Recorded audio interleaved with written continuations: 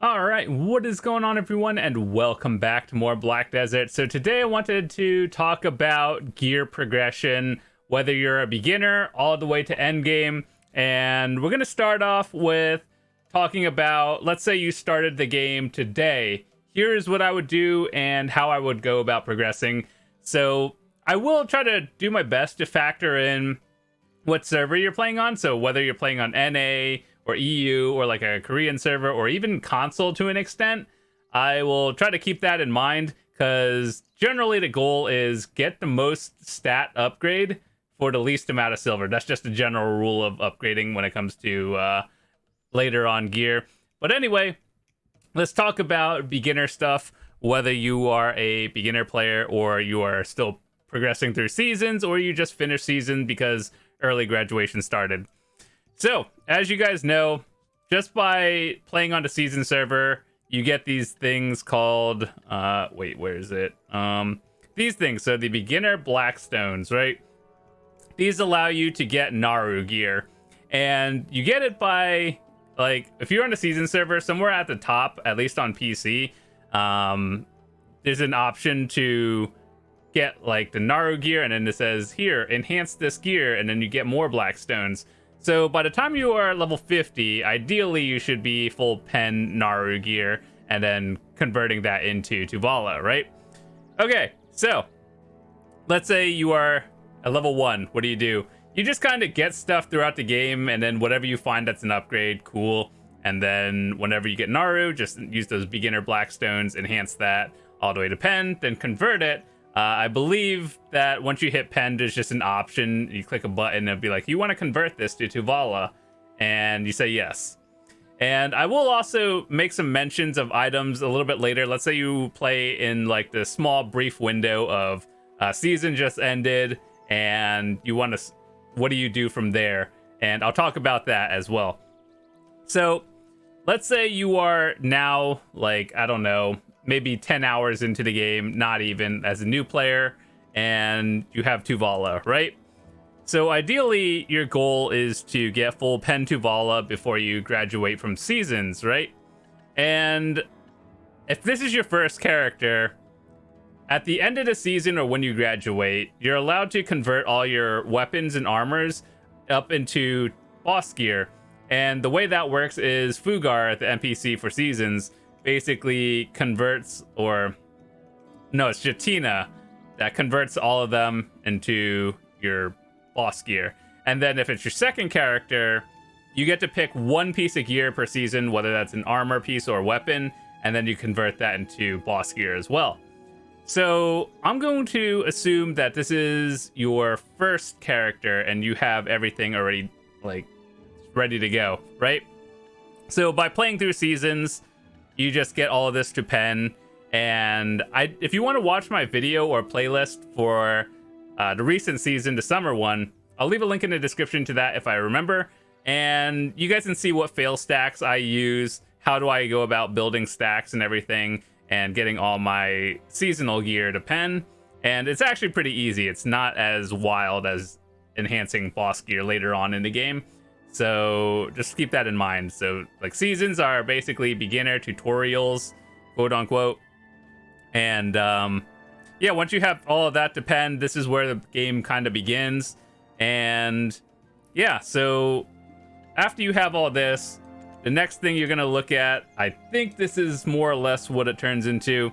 Okay, so you can turn your Tuvala gear into two items. For the chest piece, you get to choose between the red nose armor and the dim tree armor.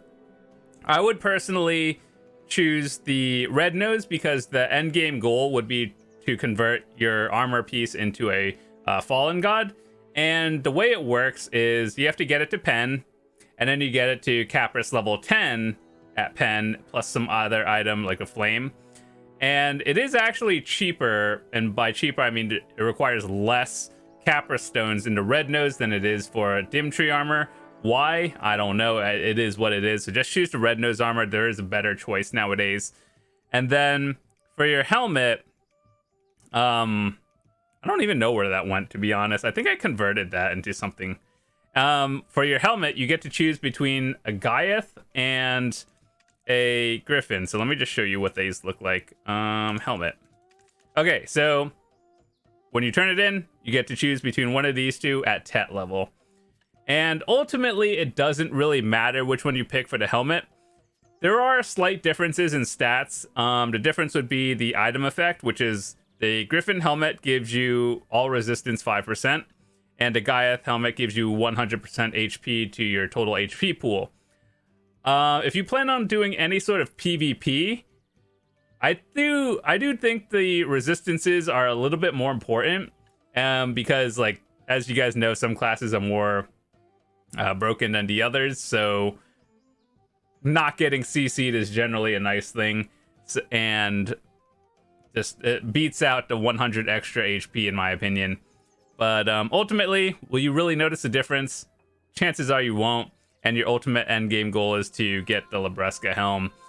I'll leave that in a different video because enhancing that is a whole nother story, and by the time you get to that point, you generally don't need my help anymore.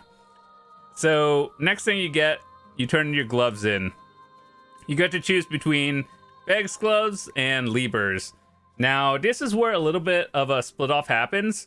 Beg's gloves is the accuracy DR version, and Lieber's is the evasion version. So ultimately at the end of like your build, like once you get to really high end game, it depends on what class you play. And generally the way you know if your class is DR or evasion is when you look at your skills. You'll look down here somewhere around like the I guess somewhere around here, and it'll tell you what do these bonus passive stats give. And for Dark Knight, for example, it's a little bit of accuracy and crit damage. So that's not evasion, therefore we are mostly DR classes. And generally, if you are a tankier class and or like Ninja Kuno, where that just straight up gives you evasion, then you are an evasion class. If you have no idea what you are or how you should build, just ask in the comments. I'm happy to clarify it for you for pretty much everything. But ultimately, you kind of just figure it out. But the most important thing is choosing the one you should probably get early. And I know the conversion later on is kind of expensive, but the way people say when you should convert to evasion is probably when you feel like you need it at very high end. So I guess if you're a new player, honestly, I would choose the DR or like the Beg's glove, just because it'll, for the most part, help you out up until you get to the very high late game. And once you get to the point where you're like almost 700 plus gear score, then that's when I would consider swapping over. But if you have more detailed questions, I'm happy to answer that. But for the sake of this video, I'm going to keep it very simple and just say DR for now, potentially switch to evasion later. And so we have another option for our armor, and it's for our shoes option. So like I said before, there's DR and evasion. The Uragan shoes is your DR option, and your Muskins is evasion. Right now, we don't have the like upper tier best in slot for anything yet. Kind of like how we have it for gloves, which is the newest one, the Dawn gloves. And we'll get to that another time, maybe in another video, but basically it's the same thing where blue is the DR accuracy version and the green one is evasion. And by that point, when you have this, you kind of already know what your build is. So yeah, for shoes, we don't have it yet. So you have one of two options, Muskin or Uragons, same process as last time. And so by this point, let's say you are thinking about weapons, and you get to choose between, for your main hand, you get to choose between a Zarka and an Offin. 100% choose the Zarka because that will give you more accuracy. You trade off a little bit of sheet AP, but if you have any plans on doing PvP in the future, accuracy is very important. You're just gonna have to trust me on that. And there's actually a lot of data where you can, if you just can't hit the enemy, you can't win. So I would generally choose Zarka, and if you are a PvEer, that's also good. I would choose Zarka as well. And eventually, once you get past like the 269 or 261 bracket, with Zarka, that's when I would start considering converting into a black star. But I mean, you could do it whenever you want, because like Tet black stars could just kind of sit on the market whenever. And so if you feel like you want to save up whatever the cost of it is, then I would start thinking about converting whenever it's more of an upgrade for you, and that's like your next goal upgrade. So for your weapons, the same process. There's Dandelion. There's only one option, and then you go to Black Star later on when you feel like you actually need it. And then for your offhand, there's multiple options, but for the sake of a beginner or a mid-tier player, you have Kudum and then Nuver. Kudum is your PvE option. Basically, it's kind of like a Black Star, but there's slight trade-offs in stats. But realistically, if you are a PvEer, you get Kudum because it gives you extra monster damage, and I do believe that's pretty valuable. Like, you clear faster, you do better grinding.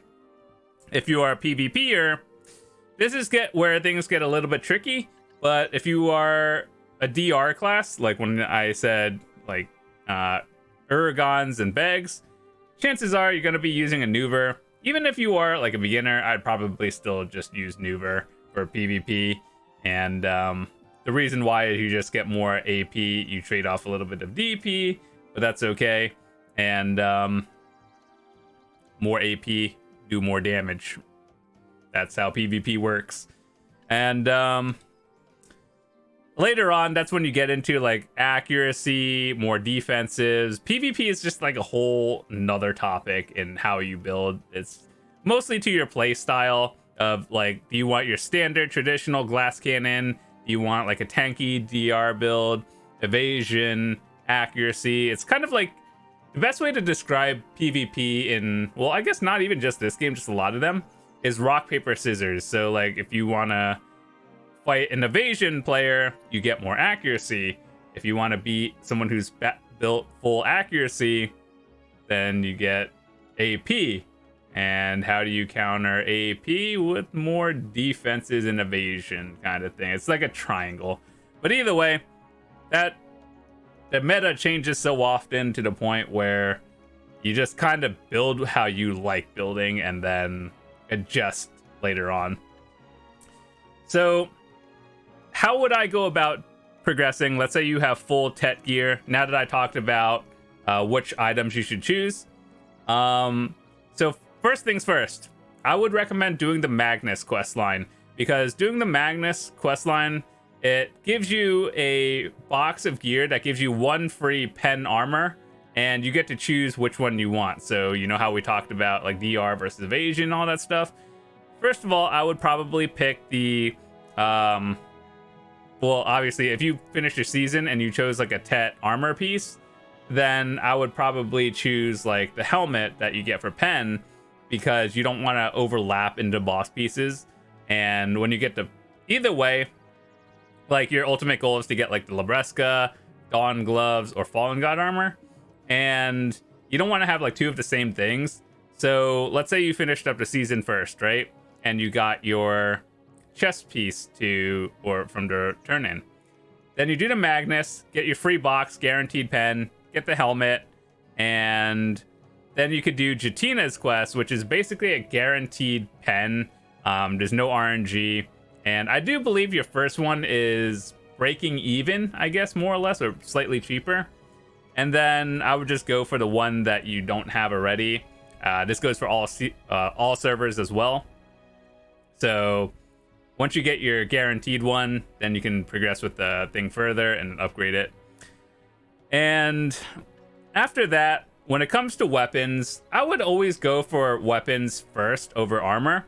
Mostly because like it allows you to grind faster, you make more money an hour, and then you get to either buy or enhance your gear. I would honestly recommend buying all your gear because there's no RNG involved. And realistically, do you know what you get for enhancing your gear aside from being able to say you did it? Your gear has your name on it. That's it. It's just like equipment created by a great adventure and then your name on it.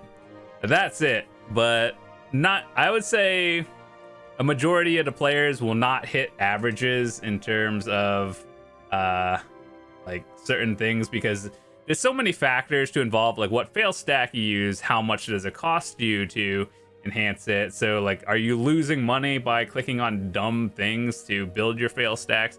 That's an entirely new video for itself. So just to save all that hassle, look at the market and just buy it.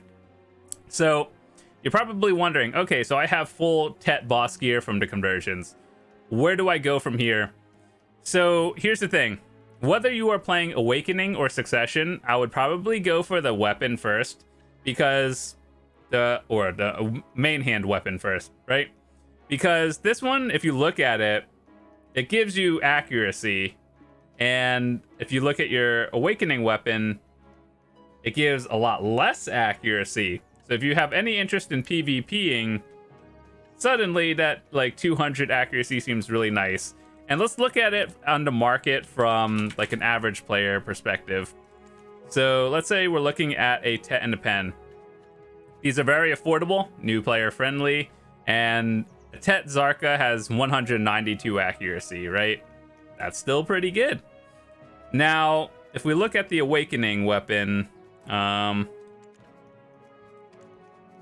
it doesn't have accuracy, and the way you get accuracy on your Awakening weapon is by putting Caphras stones into it. And the item is this, just in case you have no idea. These are Caphras stones. They look like shiny marbles, and you put them into your armor. It tells you like how many until you get to the next level. You've probably gotten a lot of them just by grinding random spots. Cool. Now you save up more or just buy them on the market. How many does EU have, since NA has 325,000 of them? I guess it's because it's still new, like the whole Land in the Morning Light. All the veteran players are extracting them from their main and then just selling them off the market while they get their new glove. That's what I did as well. But yeah, I mean, like my shoes right now, you see how it says Caphras level 20? Yeah, there's 20 levels for every piece of gear. I am aware on console it is not 20. I don't know what it is. Is it like 10 or something? 10 or 15? I don't know why they changed the number like that, but either way, console's not 20. Assuming the stats are the same, the way I would work on gear progression if you are like working on Caphras is I would go like Caphras 1 on your shoes, Caphras 1 on your helmet, 1 on your armor, and then 1 on your gloves. I would make them level up evenly instead of boosting them all onto one piece of gear at once, because the cost is exponentially higher every time. So, for example, getting your shoes to level 9 would cost more than evening them out to like 3, 3, 3, 3. And then you would actually just get more stats by evening them out on all 4 pieces of gear versus boosting one at a time. So that's just my opinion.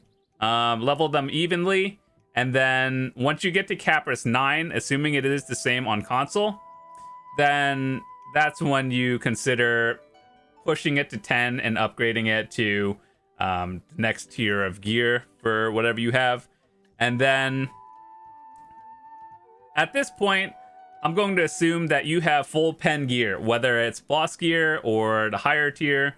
Even if you don't have black stars and you just have like your traditional Zarka, Dandelion, Kudum, or Nuver, this is when you start looking at what things you should upgrade in terms of what gives you the most stats, like more AP or DP for the cheapest amount of silver.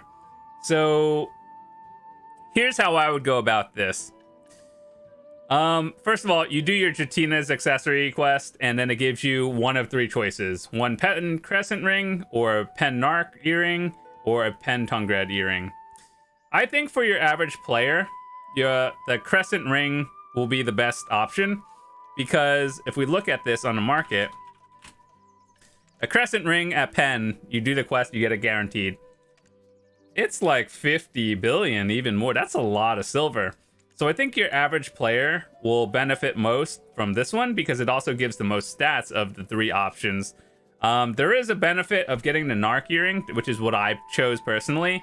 Just because whenever that came out, the Jetina thing, I was already pretty decently geared to the point where I would rather choose a little bit more survivability with the earring over things.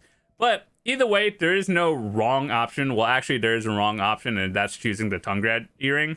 So I would either go ring or the Naru earring. And then even if you chose the wrong option, at the Tet level and the Pen level, you get to choose one free trade-in. So like, let's say you want the earring, but then you had the ring, you could always swap back and forth. And then after 2 times, I think it just costs silver, like a few billion or something, and you could swap back and forth. So it's like, technically it is, you could swap back infinitely, it just has a cost to it. So usually when I look at accessory prices, this one is going to vary a little bit because every server is a little bit differently. So in my opinion, getting your necklace slot is going to be probably the cheapest for the most AP. And we're going to talk about the traditional AP route because I want people to make sure they get enough AP to be able to grind like the more higher end spots and everything. So once you get more AP and then more DP, you feel more comfortable grinding higher tier spots. And then after you get to a certain point, that's when you start feeling like, oh, okay, so I could trade off a little bit of AP for more survivability, or I feel like I want to trade off more AP and PvP better and get more accuracy. You know, the whole rock, paper, scissors, triangle thing that we talked about, right? So, in my opinion, I do believe that the necklace slot is probably worth the most, or like you get the most value out of this one, so look at that one first. And I assume you already have the crescent ring from the Jetina, so we'll just say you have one of these already, right?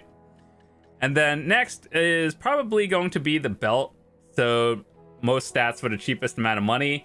Now keep in mind, if we look at 2 different things, we'll look at the Basilisk belt because this is basically your entry level standard.